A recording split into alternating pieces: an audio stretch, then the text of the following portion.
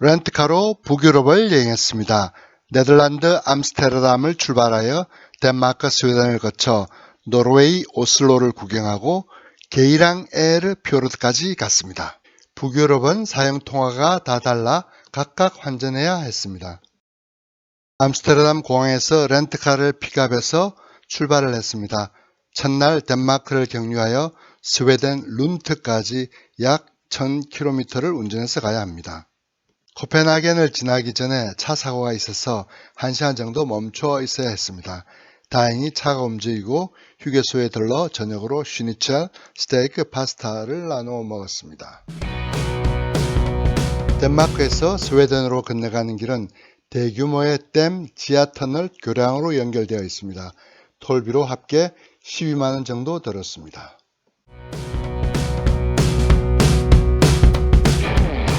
스웨덴 룬트에서 1박을 한 뒤 오슬로를 향해 출발을 했습니다. 점심은 노르웨이에서 만난 첫 휴게소에 마르쉐에서 먹었습니다. 먹은 것도 별로 없는데 우리 돈으로 약 10만원이 나왔습니다. 물가가 참 비쌉니다. 노르웨이 수도 오슬로에 도착하여 먼저 비겔란 조각공원으로 갔습니다. 조각가 비겔란이 1920년대부터 그가 죽는 1943년까지 만든 작품이 노천에 전시되어 있었습니다. 조각상 하나하나가 생생하고 의미가 있어 보였습니다.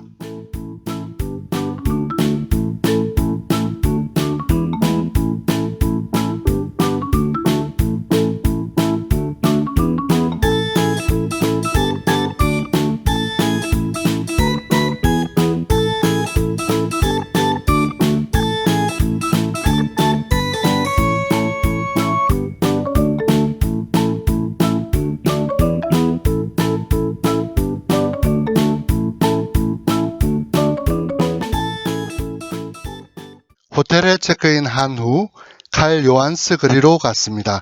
칼 요한스 거리의 출발점에 오슬로 대성당이 있습니다.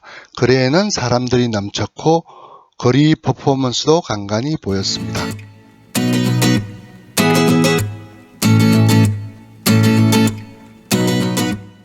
왕궁 쪽으로 조금 더 걸어가자 그랜드 호텔과 1층에 위치한 그랑카페가 보였습니다.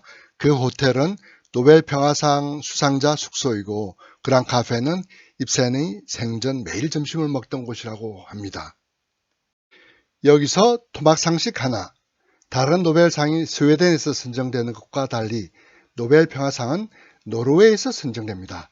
오슬로 대학의 아울라 강당이 바로 노벨 평화상 시상식이 거행되는 곳입니다.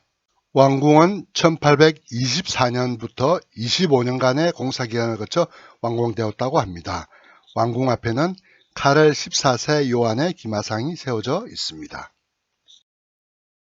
오슬로 국립극장 앞에는 1879년 인형의 집으로 인략 세계적인 작가가 된 입센의 동상이 서 있습니다. 입센의 페르킨트가 공연 중인 듯 했습니다. 오슬로 시청사와 분수를 보고 앞으로 걸어 나가니 부두가 보였습니다.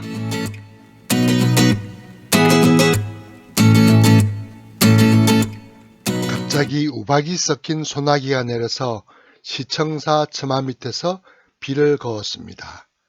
비 그친 후 날이 좀 시원해졌습니다. 편의점과 슈퍼에서 오후 6시 이후 맥주를 팔지 않는다고 해서 호텔로 돌아와 로비에서 맥주 한 잔씩 나누었습니다. 오슬로를 출발하여 송내 퓨르를 향해 이동을 했습니다. 운전하다가 멋진 풍경을 만나면 잠시 쉬었다가 가면서 5시간 정도를 운전을 했습니다. 송내 퓨르에 가까워지니 좁고 중앙선이 없는 길이 자주 나왔습니다. 터널도 간간히 나오는데 조명이 어두워서 무척 조심스러웠습니다. 송내 퓨르의 선착장이 있는 포드네스에 도착하여 페리에 탑승하였습니다. 페리로 30분 정도 송내 퓨르를 건너며 경치를 즐겼습니다. 페리를 내리자마자 송달 가는 길에 중세목조교회가 있었습니다.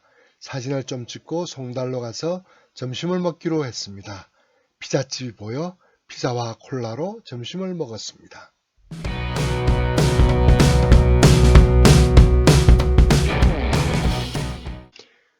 송달에서 호텔이 있는 빈스트라로 가는 국도 55번이 멋진 길이었습니다.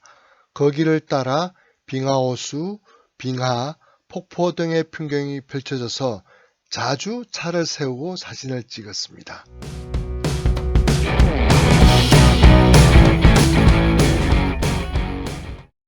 아침에 아내와 함께 마을을 산책했습니다. 숙소 앞으로 큰 강이 세차게 흐르고 있었습니다. 아침 식사 후 게이랑 에르표를 향해 출발을 했습니다.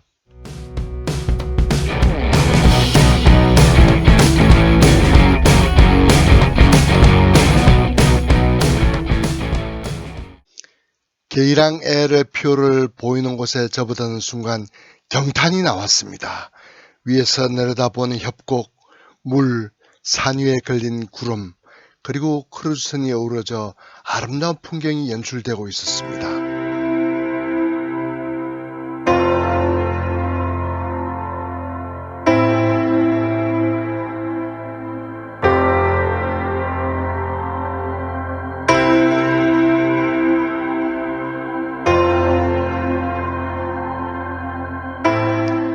게이랑에르 시내까지 내려갔다가 인근의 조그만 호텔에 들어가서 샌드위치로 점심을 먹었습니다. 해발 1494m의 달스니빠 전망대에서 보는 게이랑에르 표로는 또 다른 맛이 있습니다. 굽이굽이 도르는 뱀처럼 다리를 틀고 있었고 사방으로 보이는 빙하 덮인 산들도 웅장했습니다. 달스니빠 전망대를 내려와 큰 터널을 지나 산을 내려가다 보면 258번 지방도로가 나옵니다. 그 길은 다소 좁은 길이었고 절반은 비포장이었습니다만 빙하, 폭포, 거칠고 황량한 대지 등의 경관이 볼만했습니다.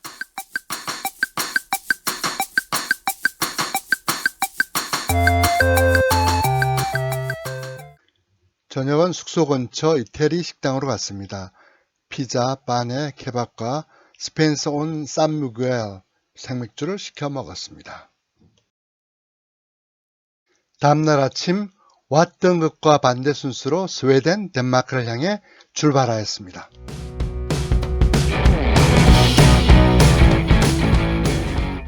동계올림픽 개최지였던 릴레한메를 지날 때 땀을 흘리며 훈련하는 선수들을 보았습니다.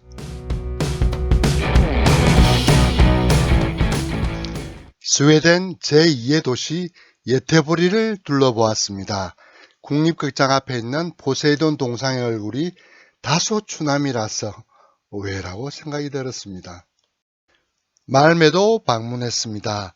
말메의 눈물이라는 유명한 말이 있는데 말메의 조선업이 번성하다가 침체하여 한국 현대중공업의 대형 크레인을 일불에 팔았는데 2003년 그 크레인이 선적되어 떠나는 것을 많은 말메 시민들이 지켜보며 속으로 울었다는 것입니다. 시청사 광장에 있는 모자익이라는 식당에서 저녁을 먹었습니다.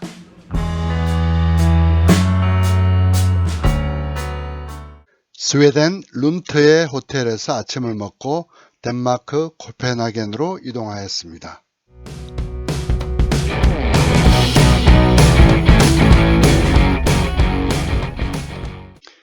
코펜하겐의 처칠 공원을 들어서면 개피온 분수라는 아주 역동적인 조각이 있습니다. 북유럽 신화에 따르면 개피온 여신이 거인과의 사이에 낳은 4명의 항소로 땅을 개간하여 코펜하겐이 속한 쉘란섬을 스웨덴 본토로부터 분리해냈다고 합니다. 조금 더 걸어 바닷가로 가면 인어공주 동상이 나옵니다. 칼스버거 맥주 소유 가문이 1913년 설치하였다고 합니다. 아담한 모습에 조금은 실망을 하였습니다. 인어공주를 본 다음 아말리엔 보르 궁전으로 걸어갔습니다. 덴마크 왕의 겨울 궁전이라고 합니다.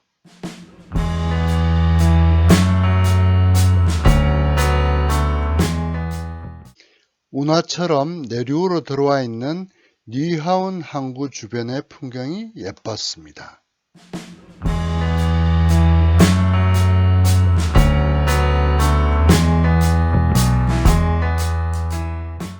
로젠보르 팰리스 가든에는 조그만 궁전도 있고 장미향이 짙은 정원도 있고 안데르센 동상도 있었습니다.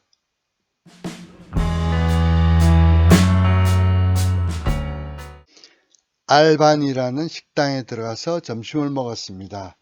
맛있게 잘 먹었습니다.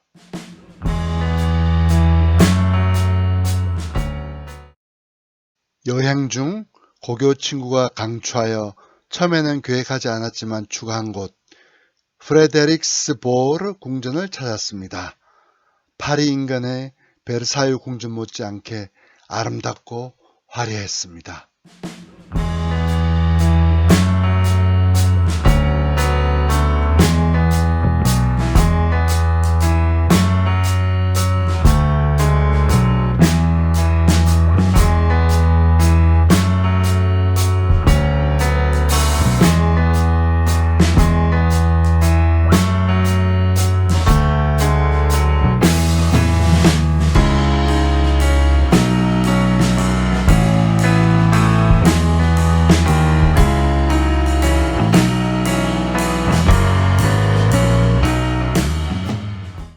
그런데 뜻밖에도 밥 딜런의 회화 작품이 전시되고 있었습니다.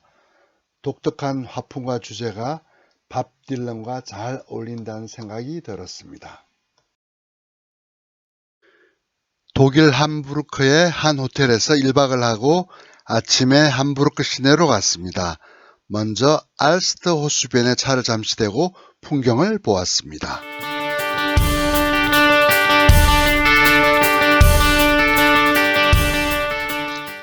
함부르크의 이모저모를 둘러보고 시청사도 보았습니다.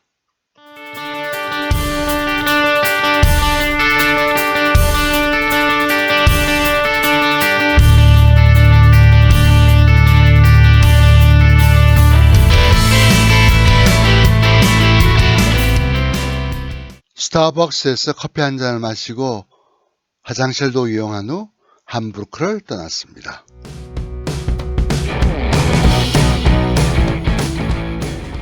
마지막 경유지는 벨기에 브뤼셀입니다. 먼저 성미셀 성당을 보았습니다. 건축에 250년 걸려 15세기 말에 완공되었습니다.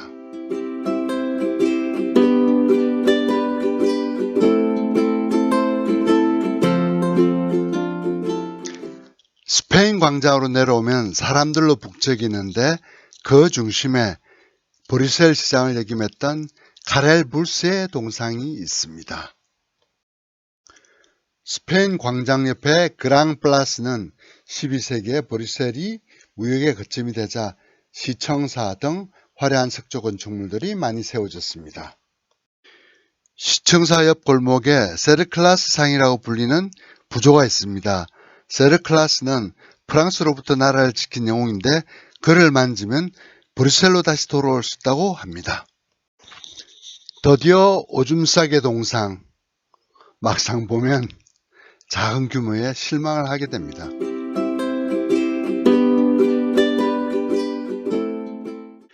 그에 대적하는 오줌 누는 소녀상이 있다고 해서 찾아 나섰습니다. 식당들로 무지 복잡한 골목 같은 곳에 숨어 있었습니다.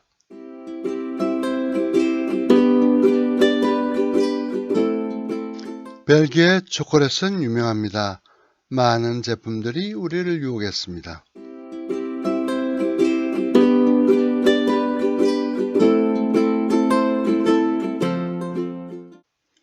몽데자르는 1910년 브뤼셀 만국 박람회 때 정원으로 조성되었고 이후 몇 번의 변신을 거쳐 오늘날 아름다운 광장 겸 정원이 되었습니다. 몽데자르 언덕 끝에 왕궁이 있습니다. 왕궁까지 본 후 다시 스페인 광장으로 가서 저녁을 먹었습니다. 파스타류를 시켜 함께 나눠 먹었습니다. 암스테르담 호텔에서 아침을 먹고 렌트카를 받아난 뒤 기차를 타고 암스테르담 중앙역으로 갔습니다. 중앙역에 도착하여 1시간짜리 유람선을 타러 갔습니다. 1인당 15.5유로. 관광객들이 무척 많아 대기하는 시간이 좀 길었습니다. 기온은 25도 정도지만 햇살이 따가웠습니다. 유람선을 타고 운하를 잘 둘러보았습니다.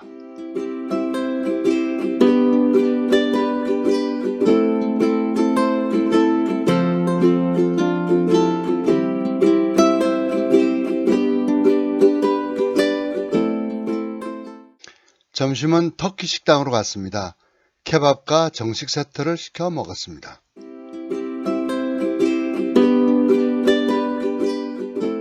다음 광장으로 걸어가 비보이들이 공연하는 것도 보고 왕궁, 전쟁 위령비 등을 보았습니다.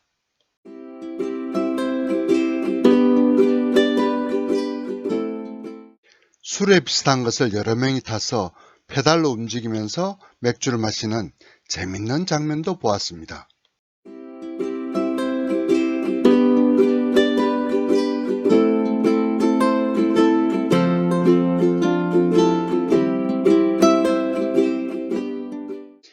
안내의 일기로 유명한 안네 프랑크의 집 앞에는 관광객들이 길게 줄을 서 있었습니다. 우리는 입장은 하지 않고 집 앞에서 사진만 찍었습니다.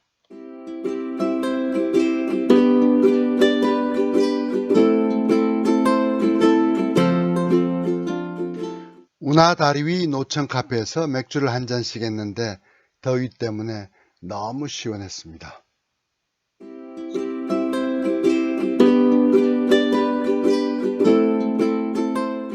중앙역으로 가서 기차를 타고 공항으로 갔습니다.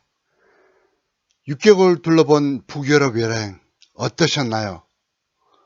또 다른 재밌는 여행으로 찾아오겠습니다. 바이.